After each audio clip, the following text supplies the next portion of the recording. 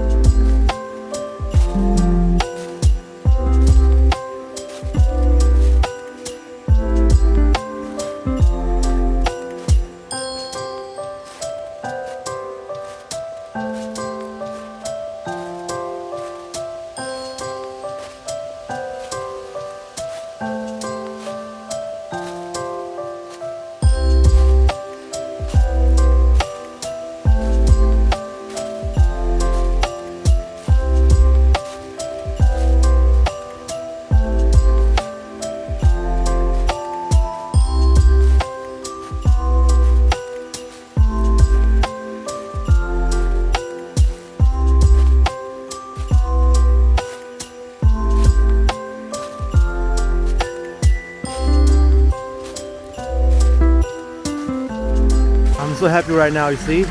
That's what I was talking about, content. It's right here. Just gotta climb the freaking mountain in the cold and get it. Damn!